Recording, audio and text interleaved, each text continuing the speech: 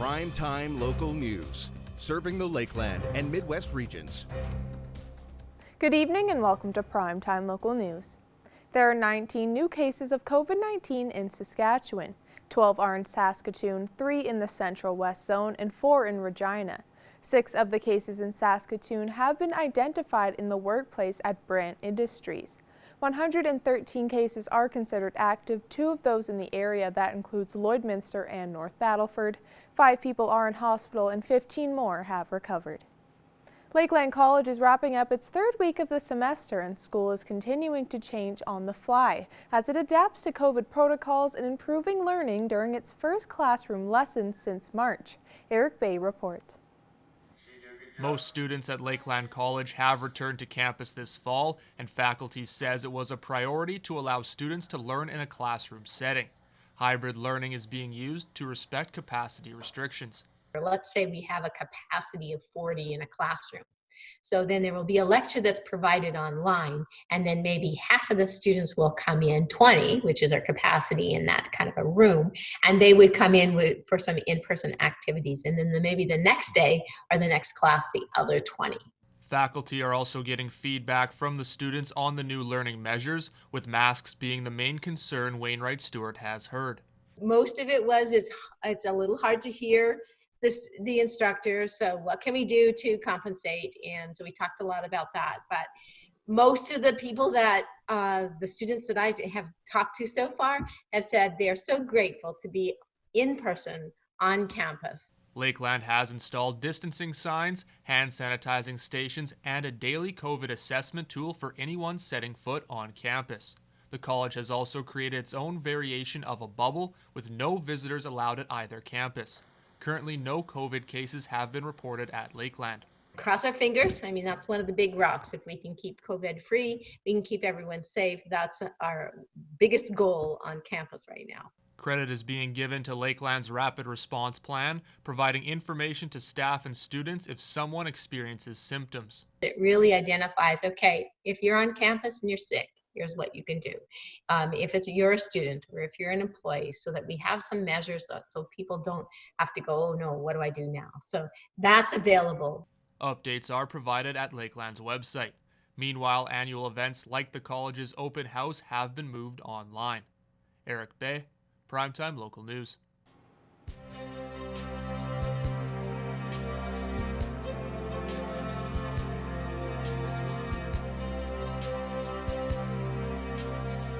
Thank you, Jasmine. Hopefully everybody is having a fantastic day as well as a fantastic end to the week. Taking a look here at your evening temperatures, currently 21 degrees here in Lloydminster. It was a little bit of a cloudy, hazy day that started off quite cold, but right around 10 o'clock in the morning really spiked up in temperatures. If we take a look now at some temperatures from around the region, 21 degrees in Vermilion as well as in Edmonton, 22 in Vegreville, 19 in Marwayne and in St. Paul, as well as in Cold Lake, 20 in both Bonnyville and over in Lac La Biche. If we take a look now at the Saskatchewan side here, 26 degrees down in Macklin, 22 in North Battleford, 21 in Maidstone, as well as in Meadow Lake, Green Lake, and in Pierceland, 21 in St. Walburg, and 17 up in Isle of Cross. If we look now, no chance for precipitation in the area tonight. However, as the weekend continues on Sunday, we could see some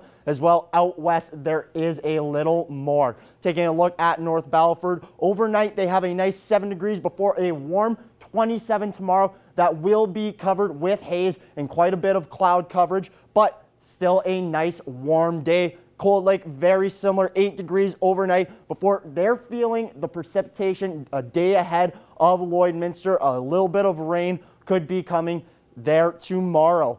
Now, if we take a look ahead, well, we will be taking a look at more weather here. 8 degrees is the low for the area as we continue on here.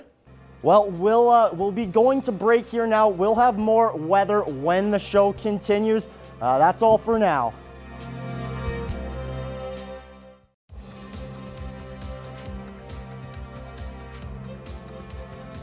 Last night, the NHL's Eastern Conference Finals wound up with the Tampa Bay Lightning winning 4 games to 2. Eric Bay joins myself ahead of the Stanley Cup Finals. Well, last night was Game 6 of the Eastern Conference Finals in the NHL, where the Tampa Bay Lightning won in overtime. Anthony Cirelli was the hero for the Tampa Bay Lightning. Joining me today to break down this series and the upcoming Stanley Cup Final series is Eric Bay. Eric, thanks for joining me. For sure, we finally reached the end of the road, so pretty exciting time. Yeah, wasn't too sure, especially with the way some of these sports leagues were running, if we would make it this far, but thankfully we have gotten here. I guess just to start off, Eric, what did you see from that Game 6 from both the New York Islanders and the Tampa Bay Lightning? Yeah, and I think this game was even maybe a little bit more wide open than even Game 5, which the Islanders actually ended up winning. And I think when you look at the gameplay itself, the Islanders had a lot more chances. It was almost a little more run and gun for that game, and the team had a little bit better going for them momentum-wise, I would say, especially because Tampa had some pretty big lapses. But you look at both games, it was pretty much the same ending when you look at a high sticking penalty late in the third period, which leads to a 4-minute power play for Tampa. The only difference is Tampa obviously able to capitalize this time and win, and I think that was almost the inevitable. I know you're going to speak on this here in a bit, but a lot of shots for Tampa, and even though they did give up a lot of those chances, they still held, most of the play in the Islanders' end. Yeah, one key that we had talked about heading into this game, and if there was possibly going to be a Game 7, was that Varlamov had to stand on his head for the Islanders. And, I mean, he played his heart out, having 46 saves, but obviously just not enough, letting that one slide through in OT. Now, Eric, I guess let's just look ahead now to the Stanley Cup Finals. The Dallas Stars, who won their series against the Vegas Golden Knights in 5 games, will take on the Tampa Bay Lightning. I guess just to start off, who do you like in this series? I've said this before, I'll say it again. I think it has to be Tampa Bay. We've seen what they've done throughout the entire season, and then even again into the playoffs here, obviously winning 2 series in 5 games, this one in 6, and I would say it wasn't overly close. I mean, again, I know the Islanders did keep it close, but you look at those shot totals, the Tampa Bay Lightning really held it into the Islanders' end. So I think, again, at this point, Tampa Bay has to be the favorite. You look at what they have up front. Andrei Vasilevskiy and net has been playing amazing. Their defense has been stellar, but you can't count out the Dallas Stars. They've obviously picked it up here in the last couple of rounds, took on and beat a very good Vegas Golden Knights team. So this should be interesting, and I think it might be, fairly high scoring actually.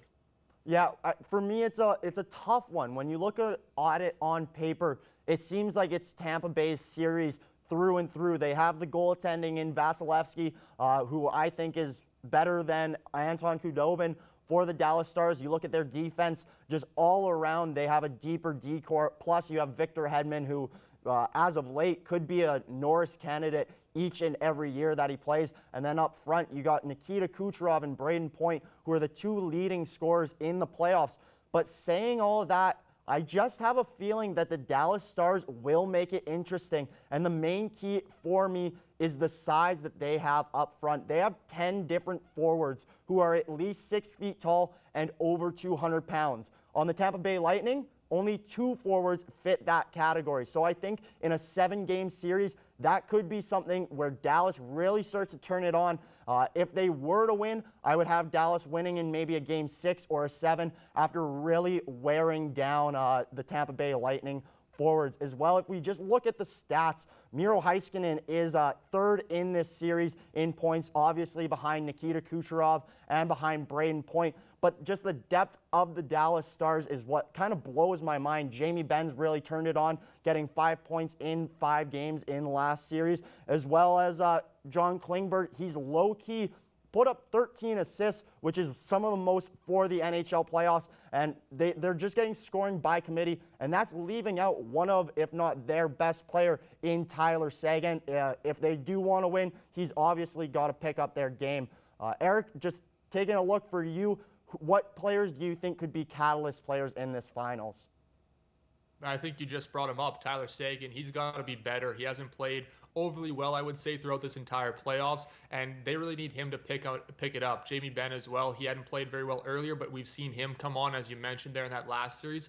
So that's what the Dallas Stars are going to need from Tyler Seguin. And for me, it's a guy you talked about even in this last round, and that's Braden Point. It's going to be interesting, not from his style of play and standard of play, but how healthy he can be and if he can stay healthy, because he did miss 2 of those games in the last series. And you mentioned it, obviously a big team in Dallas. And I would say that even if Tampa isn't, necessarily the biggest team, they're no pushovers either anymore. They got tougher after last year's playoff upset. But for me, I think Braden Point has to stay healthy if these guys are going to, kind of run away with this, if people kind of expect that. The New York Islanders did win 2 games with Braden Point out of the lineup, so that is a very good point. Eric, it's always a pleasure getting to chat with you. For sure.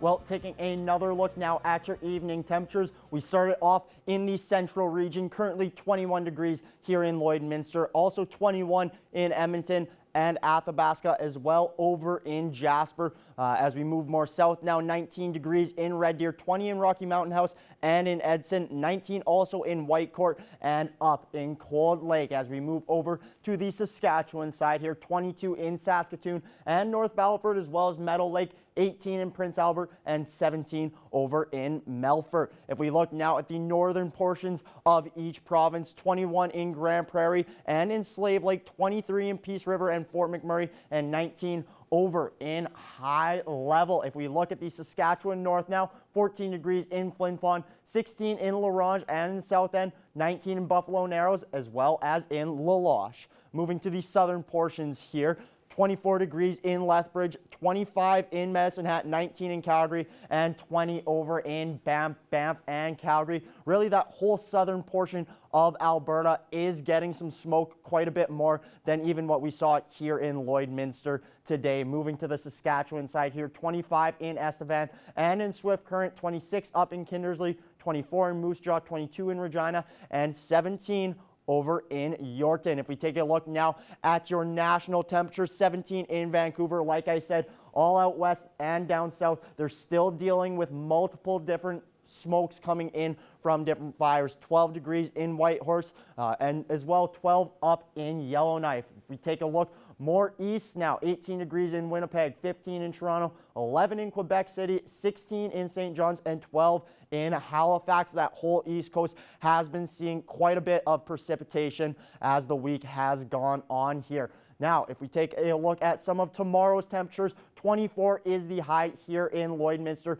25 in Macklin, Maidstone, and St. Walburg, as well as in Green Lake, and 27 over in North Battleford. Everywhere else hovering right around that range as well. If we look at the Alberta side here, 24 in Wainwright, 23 in Vermilion, 22 in Vegreville, 20 in Edmonton. Everywhere right around that area. We are going to see a little more haze even than what we saw today as well. Fog could roll in as the morning, or in the morning rather, and overnight. If we look now, 24 is the high for tomorrow. Unfortunately, that won't continue to Sunday, as it will be 16 and a 60% chance of rain. That rain will come back on Tuesday, as it's 15 with again a 60% chance of rain, as well on Friday 19 with a 60% chance of rain. Monday is looking to be the sunniest day of this week. That's all we have for the weather. We'll be back after the break with more news.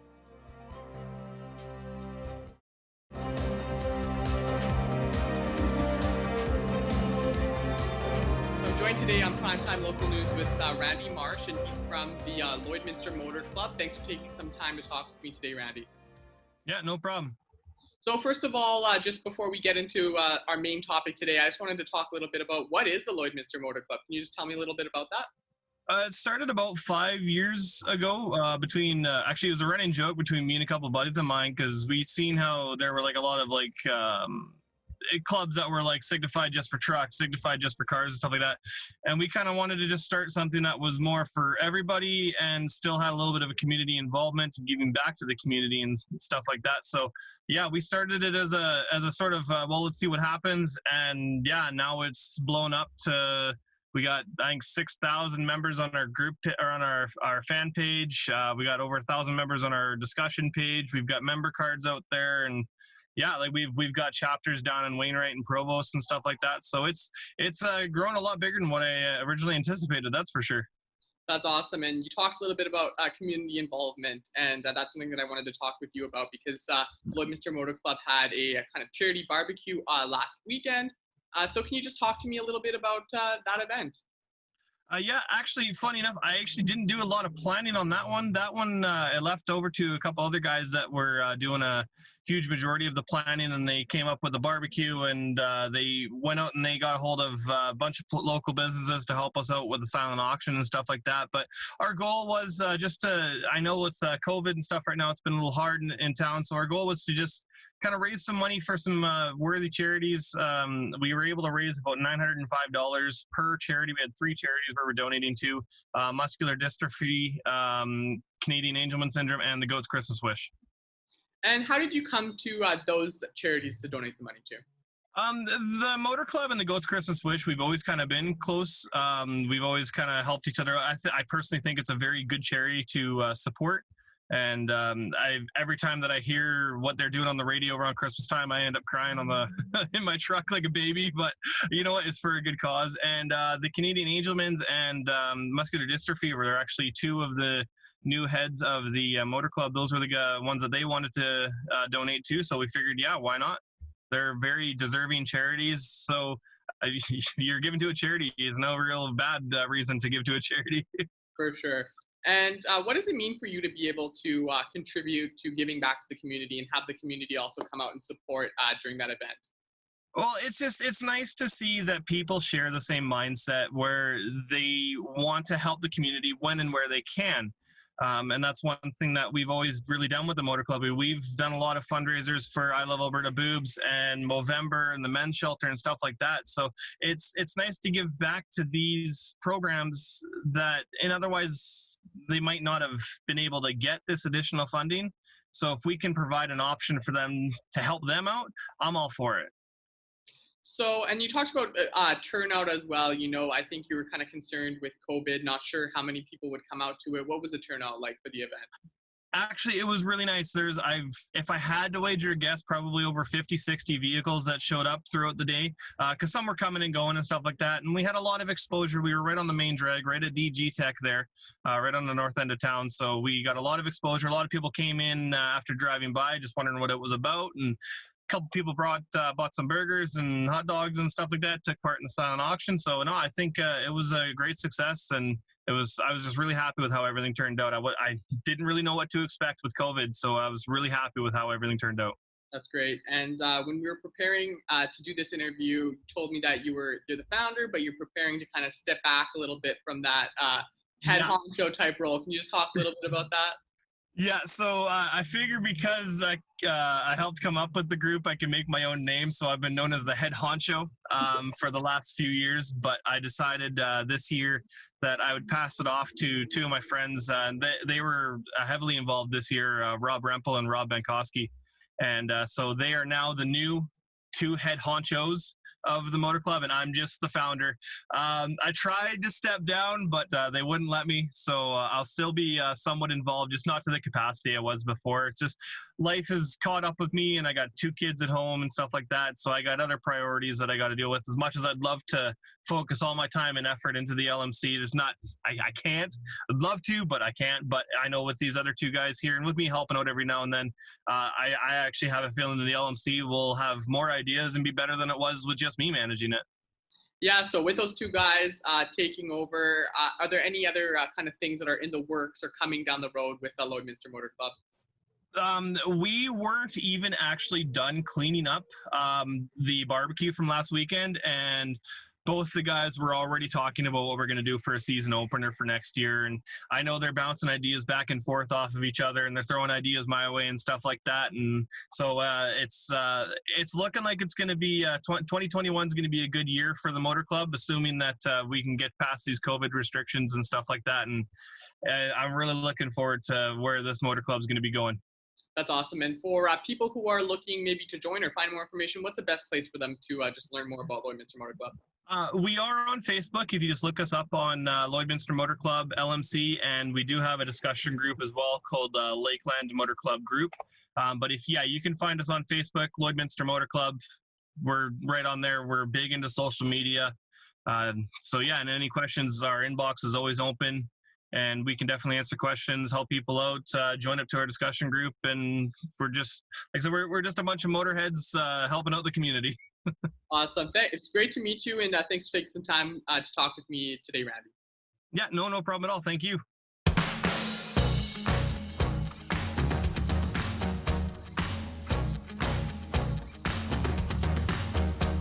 Plenty of people are thinking harvest time right now, and at Wickham Nurseryland, they're thinking they want you to save and they want you to think about planting. Wickham Nurseryland is hosting their one-day sale tomorrow, and you've got an opportunity to head out and pick up some great deals on trees and shrubs, perennials. They're going to have select pots on sale as well. Plus, they've said that their fall bulbs and garlic has arrived. So head out to Wickham Nurseryland tomorrow for some great deals starting at 8 o'clock.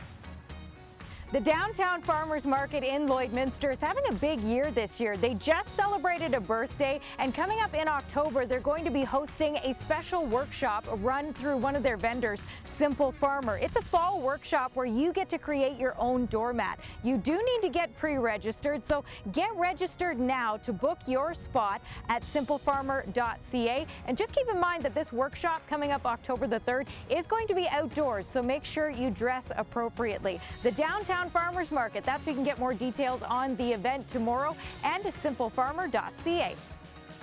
Every fall, people across Canada come together to keep the Marathon of Hope alive by taking part in the annual Terry Fox Run. The annual Terry Fox Run is this Sunday, but this year we won't be coming together. We'll be celebrating it and challenging each person to take on the run individually. It's one day your way. You can go for a walk, you can go for a run, you can go for a bike ride, you can do it first thing in the morning, you can do it in the evening, but you are encouraged to keep the Marathon of Hope going and help raise funds for the Terry Fox Foundation by taking part in the annual Terry Fox Run this year.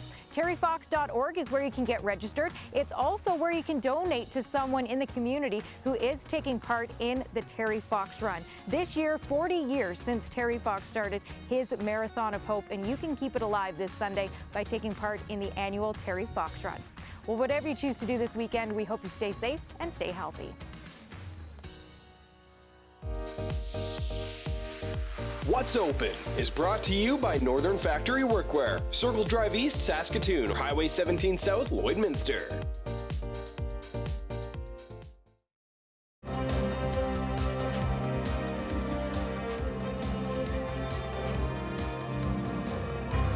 Joining us once again for our weekly entertainment panel is Abby St. John. Abby, lots to talk about this week, including some news that came out kind of a surprising way, I guess, because Warner Brothers has reportedly offered Joaquin Phoenix $50 million for 2 more Joker movies that could span over 4 years, which is kind of surprising because a lot of people thought it was going to be a standalone movie. So just talk about what this could mean if there are potential sequels down the road here.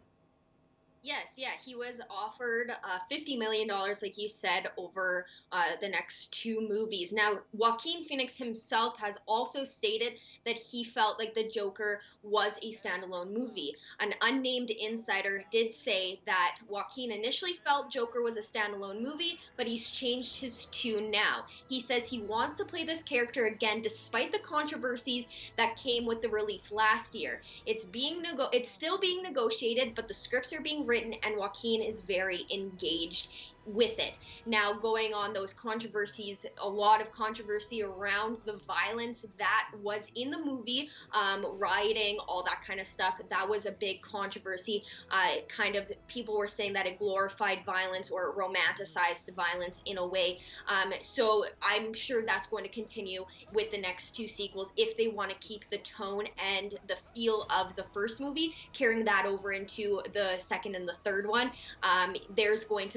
They're going to meet a lot more controversies as well, just because if they want to keep it the same tone, they're going to have the same amount of violence that they did in the first one. And they're planning on releasing these in 2022 and 2024 respectively. Now, they do want to keep the same team on for the 2 movies, so Todd Phillips as the director and Bradley Cooper as the producer.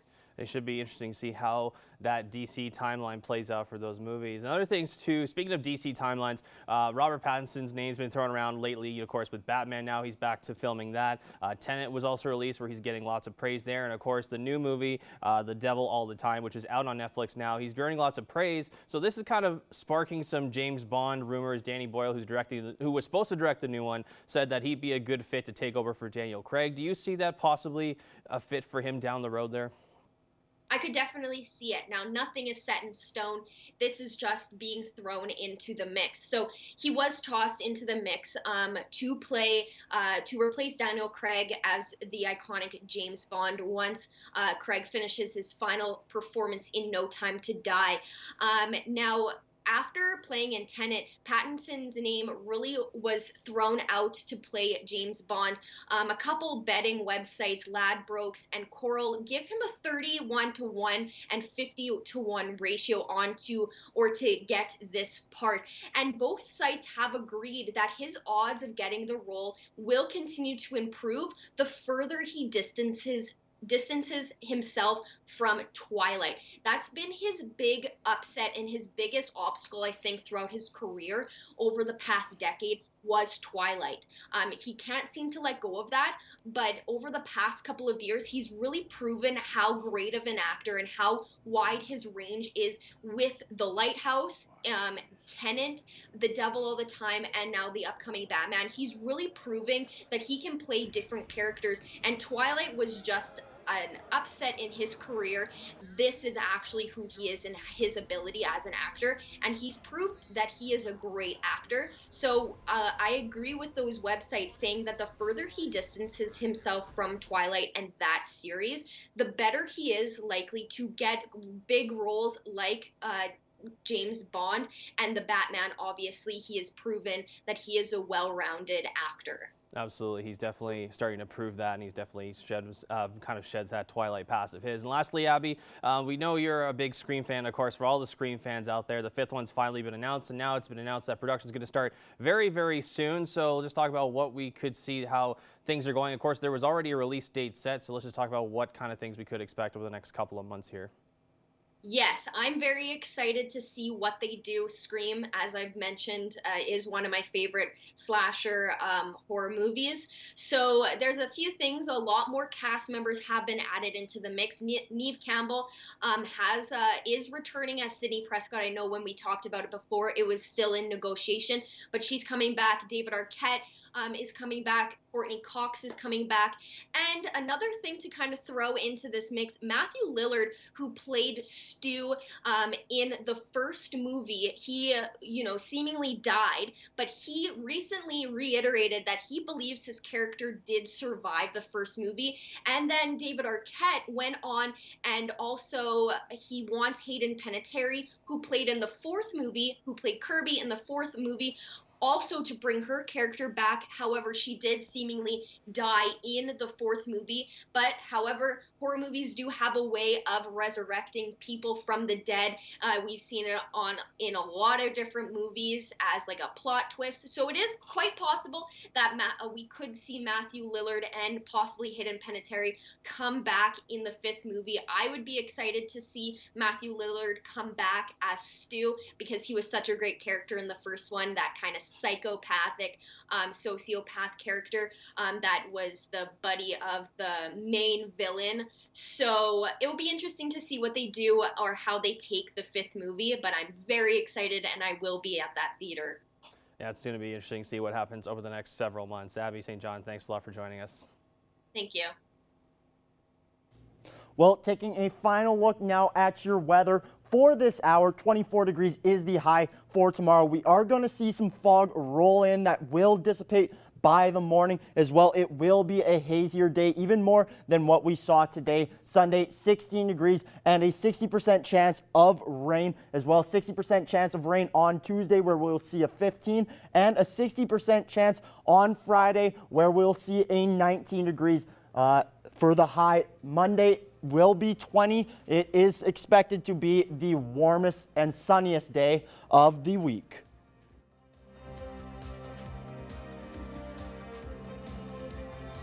Thanks for joining us on Primetime Local News. Have a great night.